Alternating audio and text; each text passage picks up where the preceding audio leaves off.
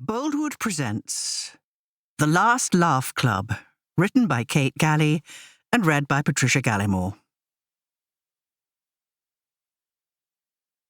Prologue. My dearest friend, if you are reading this, then I am dead. A little melodramatic, but please indulge my dear deceased heart. And it's not as if we didn't know it was coming.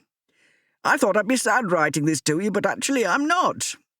The last 10 years have been 100% more tolerable because of your friendship, and that is no small thing, believe me. Your visits have boosted me more than you could possibly imagine, and I will take my gratitude with me into the next life. Or certainly with me into the flames at the crematorium. I know you don't like to talk about the mechanics of death, but there it is, and it is done. I will ask one more thing, if I may. Two things, actually. Please wear the last garment I knitted for you to my funeral. I can't bear the thought of a lot of dismal colours, and if I thought you would be a beacon of hope in a sea of darkness, it would make me so happy. The other thing is a bigger request.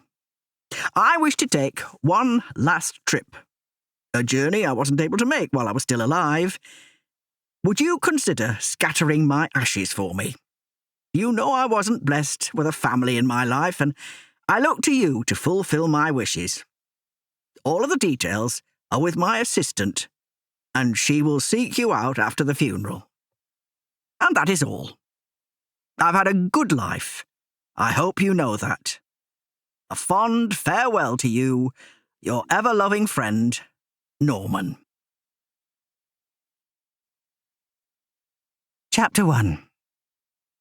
Goodbye, Norman. Bridget. Bridget drummed her fingertips against the steering wheel, the pace increasing with her irritation, while she waited for her husband, Graham, to appear. She had her eyes on the rearview mirror and watched the open doorway to their 1930s semi-detached. She'd left it open to remind him they had somewhere to be. Graham always thought he had all the time in the world, which for a man in his 70s was optimistic. It wasn't that Bridget was a pessimist, though. She just knew she wouldn't be around forever. Eventually he appeared, wearing his corduroy jacket, which Bridget thought made him look a bit like an ageing geography teacher, but she knew he would have chosen it because it wasn't black. Norman had expressly asked for them to be colourful. The jacket was tan, but it would have to do as time was moving at quite a pace. There could be no fashionably late to a funeral. Graham patted his pockets, glancing in the hallway mirror at his newly cut hair, before disappearing back inside the bowels of the house. Bridget ceased the drumming, leaned her head back, closed her eyes, and tried to quell the rising tension in her body. Then she began to bite furiously at the skin around her thumb. The driver's door opened, and Graham appeared beside her. She noticed it had begun to rain. Wrong side, sweetheart, he said. But I was going to drive, she said. I thought you could have a drink at the wake. Graham looked at her with that expression she saw a lot of lately. It was a patient but sad smile, and Bridget knew that if she didn't remember what it was that was wrong here, he would have to tell her. On this occasion, she had no recollection of why she wasn't driving them to the crematorium. You don't drive anymore, he said. You decided. She was about to say, Don't I? Did I? Are you sure? But there was one of those little nudges, as she'd come to call them, a memory seemingly buried that was unlocked with a couple of words from her husband. The memory itself was her behind the wheel and the car embedded in the hedge at the bottom of the road, when she'd become flustered and forgotten which pedal was the brake. I know that, of course. I was just warming the seat for you, she said, as she slipped back out of the car and walked round to the passenger side with her handbag over her head to keep her hair from getting wet. Is that what you're wearing? He asked, as his eyes slid over the knitted cardigan she'd pulled on. It was a riot of raspberry, fuchsia, hot pink, and bubblegum-coloured wool in a busy pattern across the knit. "Yes," Bridget said. "It's what Norman wanted." Graham hesitated before he switched on the engine and the windscreen wipers. "Well," he said, as he plugged in his seatbelt and began to reverse out of the driveway, "it's a nice contrast with your silver hair, I suppose. But I have to say that I think Norman is taking the piss."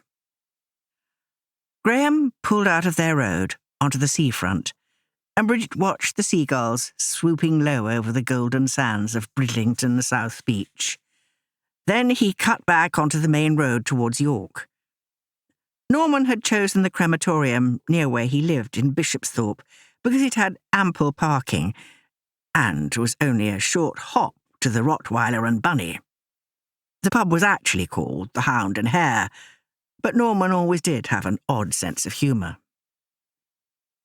Bridget and Graham used to live near Norman in Bishopsthorpe when she still worked at the factory, but that was 10 years ago before they retired and moved to Bridlington to be by the sea.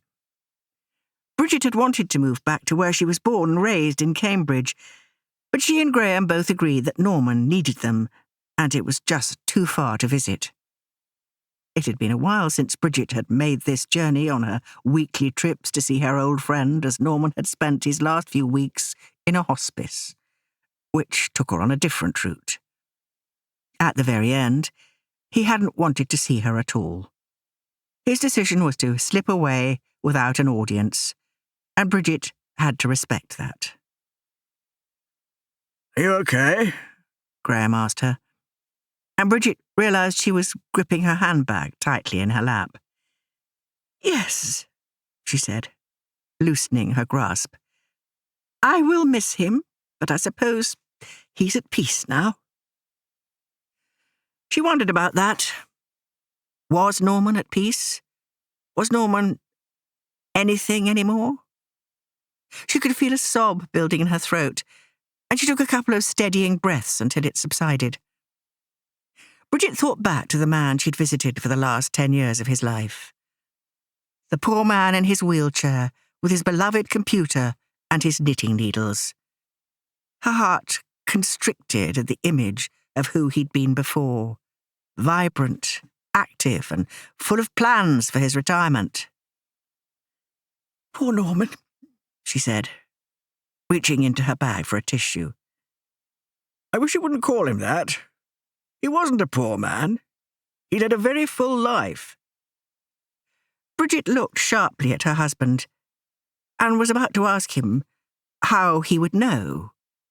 But Graham was speaking again. "He was my friend too, you know," he said. "Yes," she said quietly, but it wasn't comparable. Graham didn't have the same history with Norman. Graham didn't live with that agonising guilt. She actually felt uncomfortable in her lurid cardigan, whatever she'd said to her husband. It was the last thing Norman had knitted for her, and she'd not known what to say as she'd taken the gift. "Do you love it?" Norman had asked her, and of course she'd said she did. But this was the first time she had worn it, because she didn't like it at all.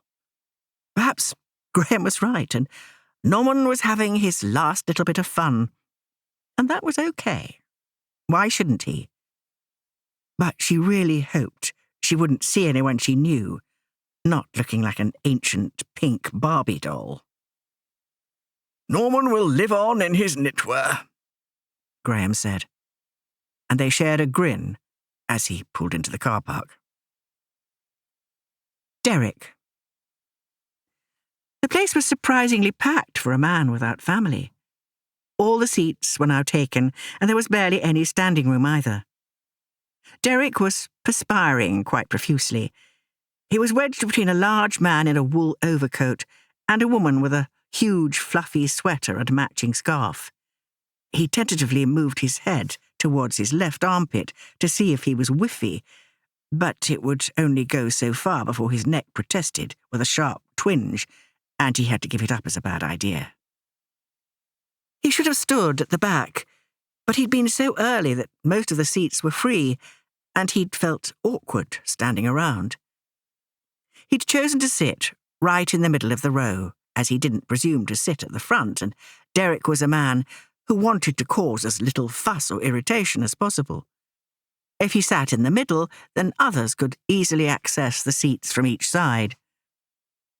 Now, though, as he felt a trickle of sweat working its way down his back, he sorely wished he'd just hovered in the open doorway instead. He hadn't anticipated as many guests as there were. Was it guests to a funeral? It didn't seem right.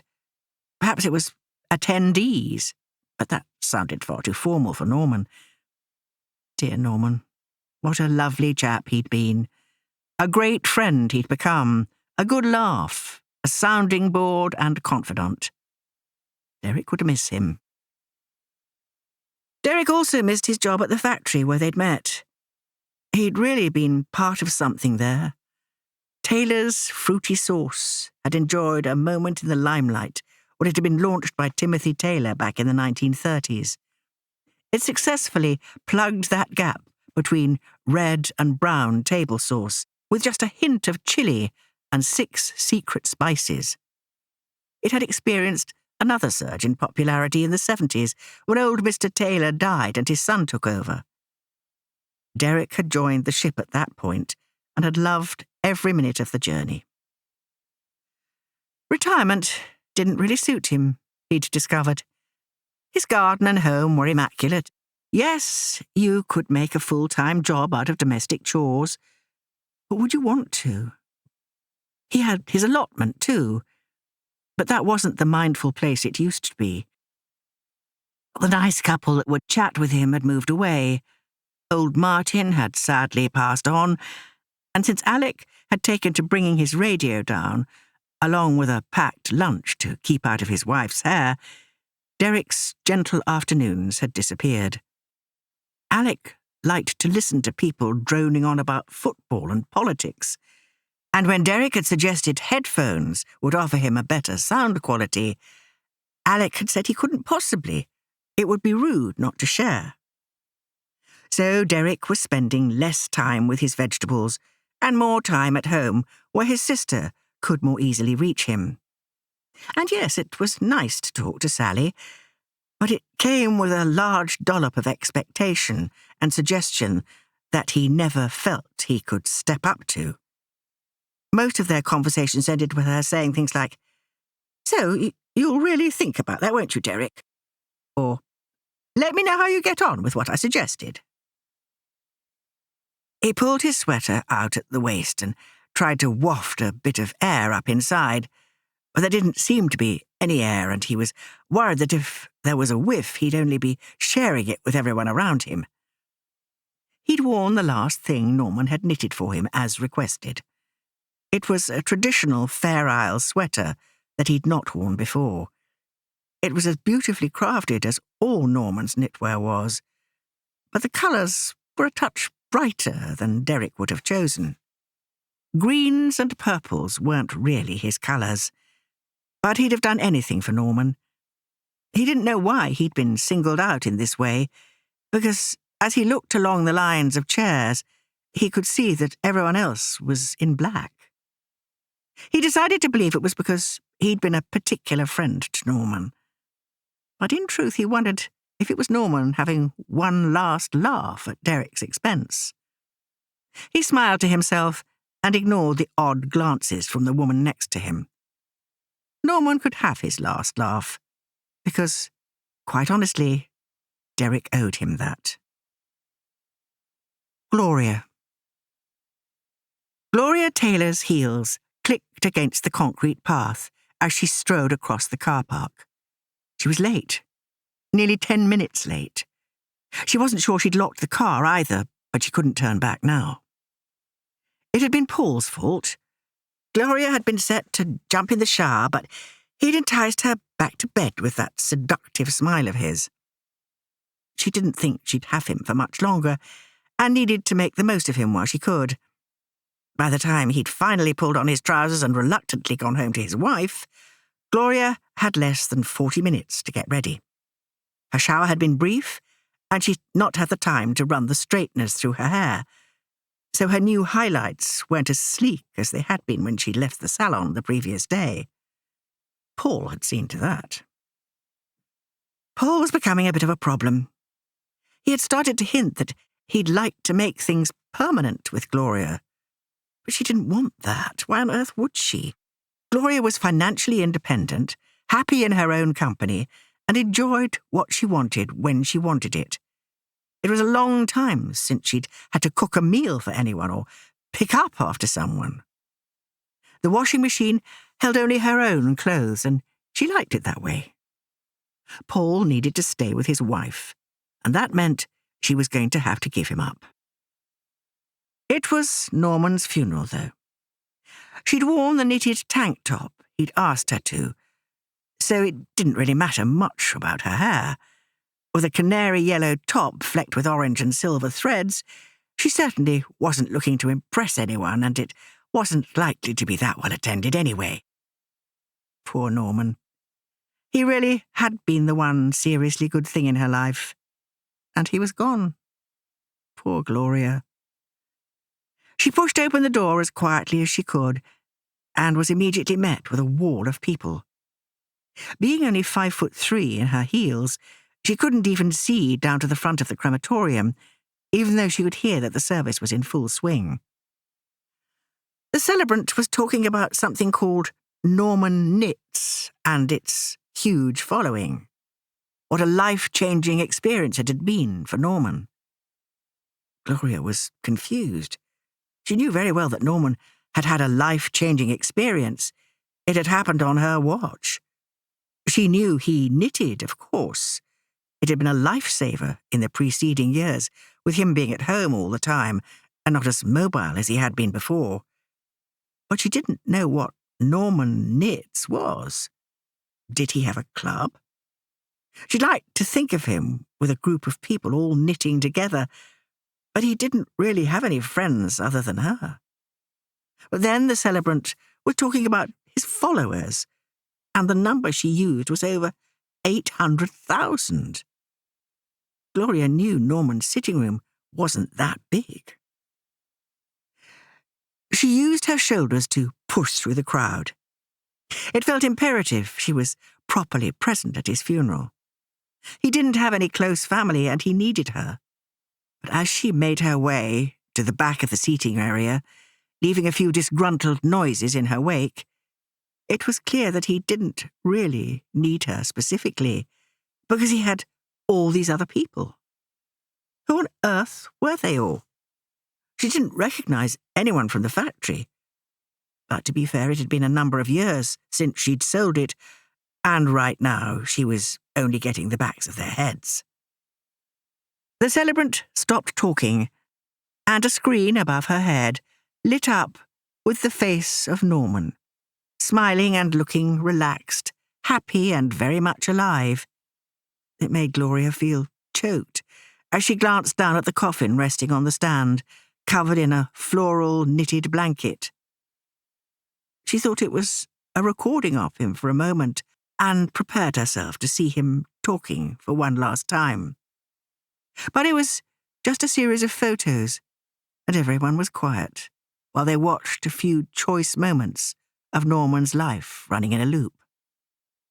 Some were from before his accident, and it showed him in the factory, hard at work. Norman had been an engineer, and there he was, head bent over one of the machines, wielding some large tool or other. A couple of them Gloria remembered taking herself for promotional shots. When her husband, Tim Jr., had died, and she'd taken over the business, she was keen to push the ship harder with herself at the helm. Taylor's fruity sauce would be in its third moment of glory. Unfortunately short-lived, but fun while it lasted. But she'd not taken the photos of him at home after that tragic day. She had been a consistent visitor to Norman over the last 10 years, but she'd not taken pictures of him. She didn't think he'd have liked it. But someone had, because there he was, with his knitting needles in front of his computer screen, and with a large grin on his lovely face. Gloria turned her head away from the images and wondered how long the service would be. She was badly in need of a drink. Chapter 2. The Ashes. Bridget. Glasses of sherry were lined up along a table in the far corner of the bar, with rows of sandwiches and sausage rolls. A huge bowl of steaming chips sat to one side, next to a large plate of what looked like spring rolls. But Bridget wondered if someone might have sat on them, as they did look rather squashed. She decided to relinquish her driving responsibility in favour of a drink. Graham wouldn't mind. He did most of the driving now anyway. "Do you mind, love?" she asked him, as she rummaged in her handbag for the keys. Do I mind what? He asked, just as she remembered she wasn't actually supposed to be driving. She pulled her hand from her bag and zipped it back up. "Do you mind passing me a glass of sherry?" she said, thinking on her feet. This was something she seemed to be doing a lot lately. Not at all, he said, leaning around her to pick up a glass before pressing it into her hand. You're a much better passenger when you've had a couple, less inclined to stamp on that imaginary brake of yours. She rolled her eyes good-naturedly as she lifted the glass. She'd forgotten it was Norman's favourite tipple. He'd usually follow up a hefty swig with the words, "I'm going to get legless," which she knew was supposed to make her smile, but it never did. How could it? It was always the most enormous elephant in the room, Norman's wheelchair. He seemed to be able to make fun of it, but Bridget couldn't. Just as she got the glass to her lips, her eyes caught sight of a figure walking in through the door. A man in a green and purple Fair Isle sweater with a brown jacket over his arm. He was both instantly familiar and also oddly unrecognisable, like seeing someone you think you know, but out of the context of their day job. Like when the woman from the local garage started working behind the bar in the pub at the end of the high street. It took Bridget ages to work out who she was. And again, these days, it usually took Bridget longer than normal to work things out, full stop. She drained the glass, realising a little late that alcohol probably wasn't going to help, but deciding that perhaps, just for today, it was a crutch she needed. She placed it on the table and reached for another, while Graham helped himself to a sausage roll. Derek Maywood! She didn't mean to say it so loudly, but his name slipped out as soon as it had appeared in her mouth. It was the only way to be sure to keep hold of a memory, share it as quickly as possible so that someone could remember it for her. She turned around, but not before she had seen the Fair Isle man look up. He'd lost weight, a lot of weight. Derek had never been what you call obese, but he'd certainly been a very big man, with quite a tummy. Now, though, he'd lost that and actually looked toned, if it was possible to look toned through a knitted jumper. His face was thinner, and his neck less thick. It made him look older, as if the wrinkles had been stretched out before and were now able to sag freely. But then she hadn't actually seen him for 10 years, so he would be older. They were all older. She nudged Graham with her elbow and offered him a jerking of her head in Derek's direction. He looked confused at her for a moment, but then a dawning overcame him.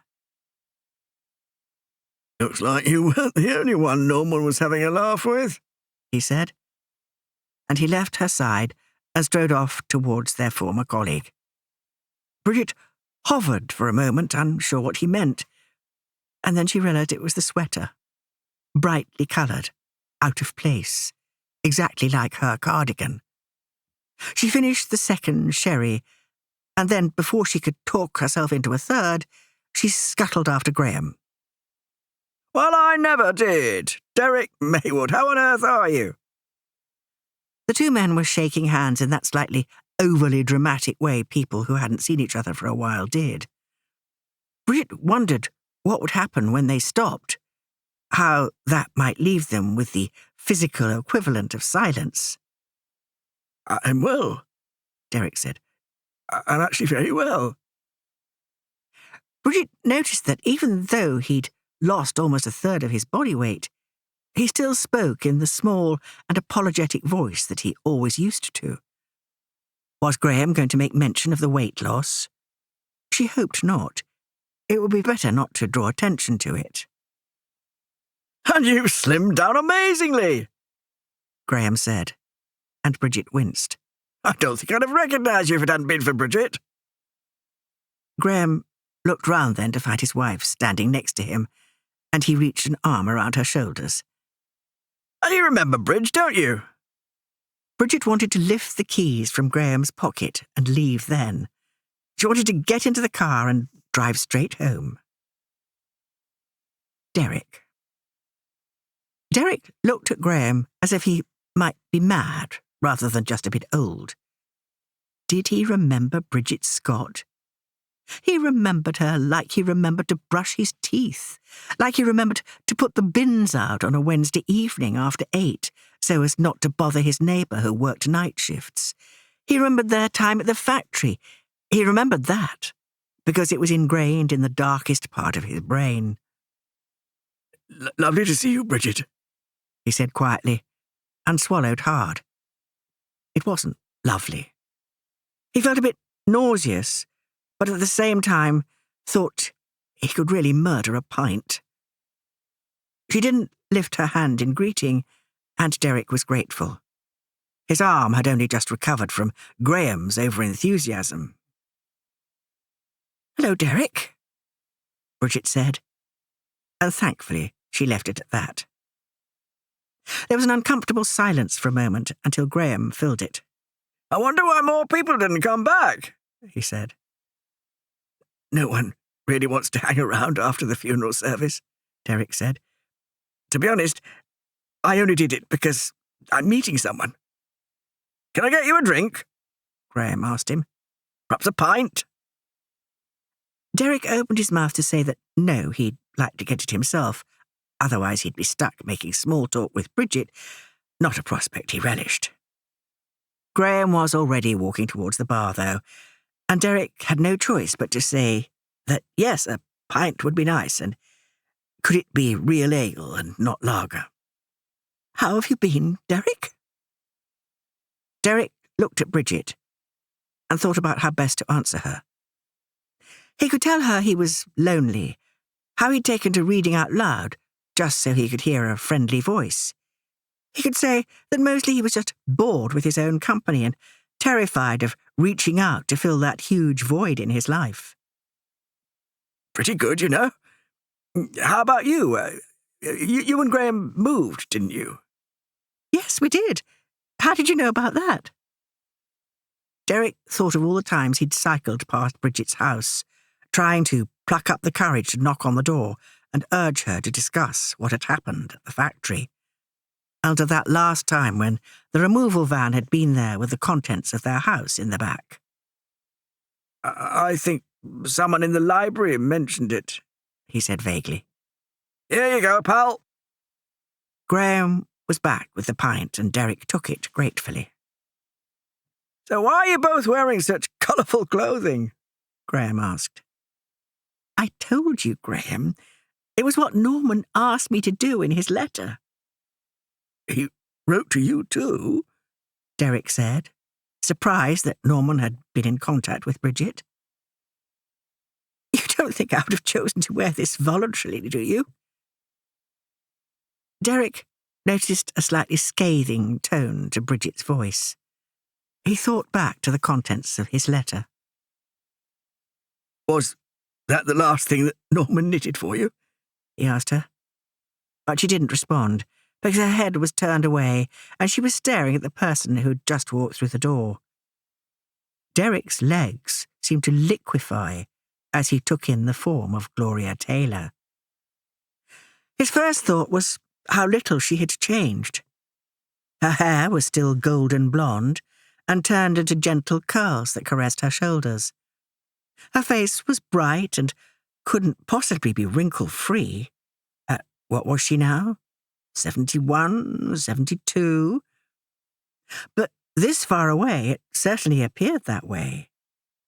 She was wearing a horrible yellow jumper, but even in that she looked amazing.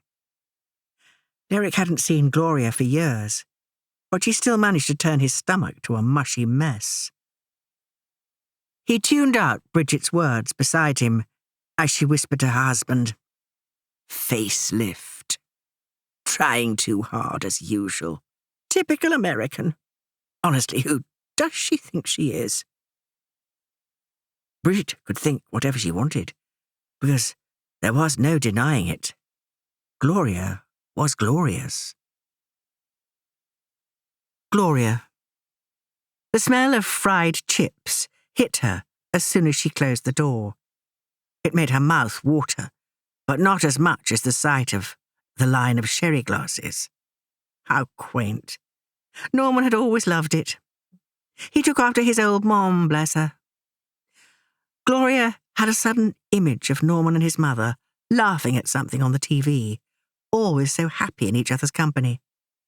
It was Ida who had taught Norman to knit. Gloria remembered him showing her the first holy attempt at a hat. How they'd laughed at the time. How Norman had said Ida wanted him to keep his hands busy and his mind on gentle things after his accident. She was now beginning to see how much Norman had got out of it, and how much he offered to others.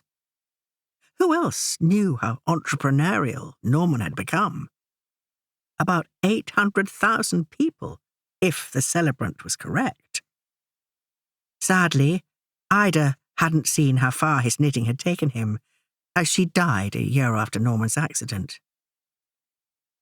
Gloria took a glass from the table and poured the contents into her mouth, then headed to the bar, because sherry was all well and good, but a large glass of red would be better.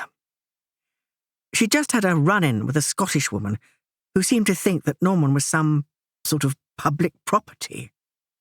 Gloria had been a little rude, she now realised, when the woman had begun touching the knitted blanket covering the coffin, and Gloria had wrestled it out of her hands. "Back off, lady," she'd said. "This has nothing to do with you." Gloria now felt a bit ashamed of her reaction, as she remembered how upset the one had looked. "Medium Merlot," she said, changing her mind about a large glass when she ordered, as she remembered her Mercedes coupe in the car park, and it was a fair drive home. Gloria leaned her back against the bar and surveyed the room. Most had left now, which surprised her. Didn't people want a free sherry and a sandwich? But if she didn't have this meeting, she'd have gone herself, to be fair. She'd been singled out as Norman's particular friend, and the very least she could do was to fulfill his wishes. She was about to leave her glass on the bar and ask for a coffee instead. A clear head might be needed, and the sherry had just struck home, when her eyes fell onto the face of Bridget Scott. My goodness, there was a face she'd never expected to see again. She clutched her glass a little tighter. She was going to need it for moral support. Then, as her gaze moved across those people Bridget was talking with, it fell on Derek Maywood, and her heart gave a lurch. It felt a little like parents' evening. Gloria thought back to the one she'd turned up to when her stepson was in his last year of primary school. She'd misunderstood when her husband Tim had said they had parents' evening. Of course he meant his ex-wife. Gloria hadn't made that mistake again. Now, there were the three of them sitting on one side of the table, and Norman's solicitor sitting on the other. Norman had used the word assistant in his letter, but surely he'd meant solicitor.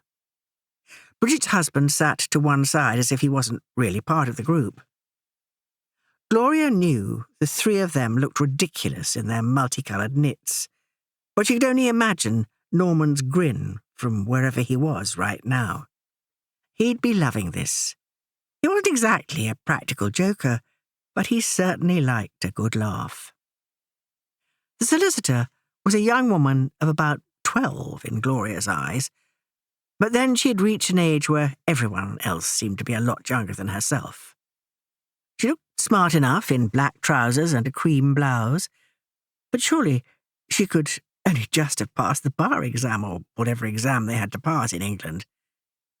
Even though Gloria had left the States over 40 years ago, she still wasn't sure on some of the finer points of Englishness. "Thank you all for staying behind," the woman said.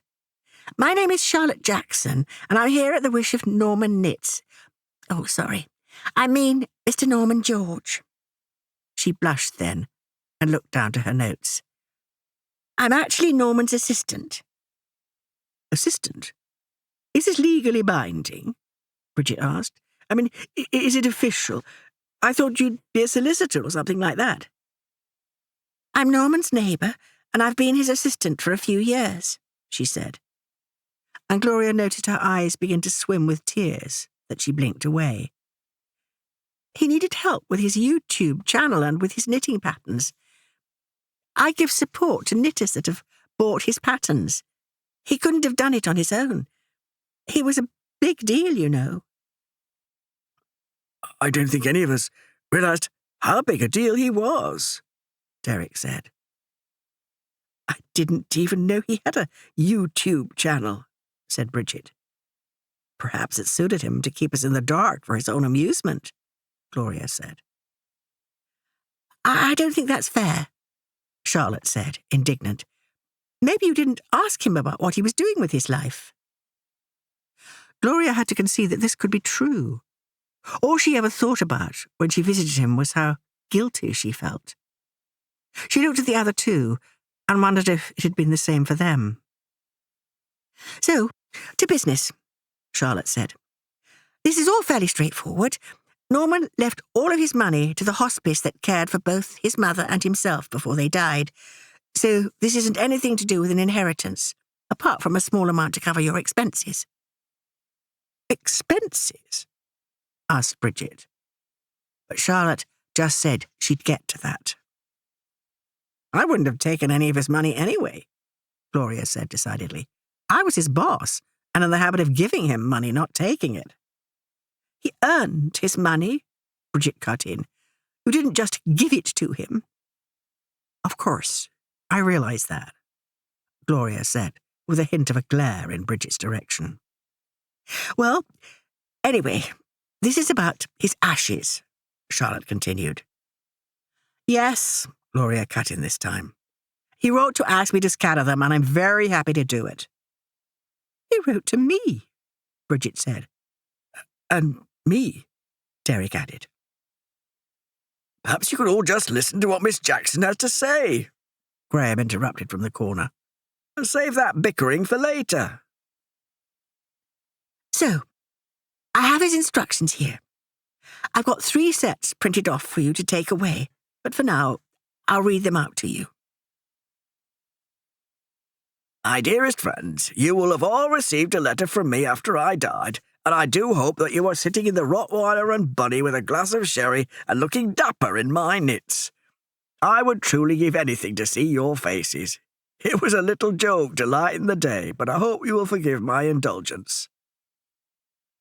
Gloria looked across at the others to see if it had lightened their day, but Bridget appeared stony-faced and Derek just looked bewildered. Bridget's husband was watching Miss Jackson with a look of expectation on his face. Perhaps he hadn't been listening when she said there was to be no inheritance. "As I said in my previous letter to you all, I wish to ask you to scatter my ashes, and it would give me great comfort to know that the 3 of you would do it together." "Together?" Gloria said. "I see no need for that. One of us can do it. I'll do it and send you both a photograph." "And why should it be you?" asked Bridget. "I could just as easily do it. I've been a good friend to Norman over the years." Seems we've all been his friend, Derek said quietly. I'm the boss. I'm used to being in charge. It makes sense for me to do it, Gloria said. And Bridget scoffed. You're not the boss anymore, she said coolly. I'm sure we can all walk up a hill together or across a beach or into some woodland to do as Norman asks. May I just continue, please? Charlotte said, pushing her glasses back up to the bridge of her nose. Everyone stopped talking, and she gave a slight nod of her head. Since I started on my knitting journey, there has always been somewhere I would have loved to have travelled but never got the chance. That place is the home of knitting, somewhere I hold very dear to my heart, and I wish to have my ashes scattered there. It might sound strange to you three, but to me it would be like coming home, and I know I would have peace if you could do that for me. The home of knitting, Gloria said. Where on earth is that? Wherever it is, we must do as he asks. Now is not the time to shirk our responsibilities, Bridget said. Gloria turned sharp eyes on her, but Bridget remained facing forward, one eyebrow raised and with her lips pursed. Gloria always observed that Bridget thought too highly of herself. She clearly hadn't changed. There is a lighthouse on an island that I have developed a great affection for. It is serendipitous, I feel. That is where I would like you to scatter my ashes. But where is it? Gloria said. I always assumed he'd want to be near his mom. And anyway, I don't do small boats. Can we scatter them somewhere close, but on dry land? We wouldn't have to go up inside the lighthouse and throw them out of the window, would we? Asked Derek. If it's somewhere I could pop in a day, I don't mind the boat or the lighthouse. I'm just not very keen on being away from home for too long, said Bridget. Charlotte placed the paper down on the table in front of her and steepled her fingers. The lighthouse is called Muckle Flugger and is off the northernmost point of the UK, she said. Scotland? I can't do that in a day, Bridget said, but the others remained silent. Charlotte raised her eyebrows. The northernmost point of the UK is in the Shetland Islands. Chapter 3. Emails. Bridget. Well, I won't do it. I don't care what Norman's wishes were. This is an ask too much. Bridget had been pacing the kitchen since they'd returned from the funeral, and now she was banging pans about in pursuit of making dinner. Graham lowered the blind on the window above the sink and pulled 2 wine glasses out of the cupboard. The sun hadn't quite set, but the rain had increased throughout the afternoon, and there was more cloud than sky. Certainly not worth hoping for a last burst of daylight. Bridget opened the fridge with the hand that wasn't holding a pan and contemplated the options for dinner. They'd been shopping only the day before, and the fridge was well stocked with everything they'd need for the meals they'd planned for the week. The only trouble was, Bridget couldn't remember what any of the meals were. Had they bought minced beef for a chili or a bolognese? Were the chicken thighs for a casserole, or had they thought about a tray bake? Was the chorizo for a paella, or was that going in the chili? Having a memory problem was so damn tiring. Graham leaned past her and took a bottle of white wine from inside the door, and that wasn't going to help. Let's just get a takeaway, he said, taking the saucepan from Bridget's hand and putting it back in the cupboard. Why are you so angry about this? Norman knows I'm a home person. Why would he expect me to suddenly want to go on a trip like this? It's miles away. We need to fly or get a ferry or something. I don't like flying. And what about when we're there? We have to hire a car or take ours with us. Bridget, Graham said gently, I wouldn't be going. It's you, Gloria, and Derek he wants to scatter his ashes. It's nothing to do with me. Bridget turned to her husband with wide eyes. You can't think I'd be able to go without you. Of course you must come. No one would never know. Graham smiled then before handing her a glass of wine and beginning to rummage into the kitchen drawer for the Chinese takeaway menu. What are you smiling about? I can't imagine what's so amusing. You went from being adamant you wouldn't consider the prospect to negotiating your terms of travel. No, she said, sitting down at the table. I think this will be really good for you, Bridget. Derek is a good man. He'll see you're okay. We know Gloria can be bossy, but I expect she could be good fun, too. You might enjoy yourself. We'd be scattering Norman's ashes. It wouldn't be a holiday, she said. He smiled again, and she realized she was actually considering it. If it could just be her and Graham, it would be easy to think about. The thought of travelling there with Gloria and Derek made her feel a bit uneasy. It had been 10 years since they had last been together, and she was perfectly happy to have forgotten that time completely.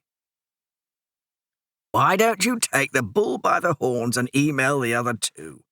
Get in there quick before Gloria takes over. You remember what she's like, don't you? Bridget remembered Gloria. She'd been the boss, and unlike her husband Tim, who'd kept himself removed from the staff as much as possible, Gloria had been into everyone's business. She had a sudden memory that Gloria had always favoured Derek May.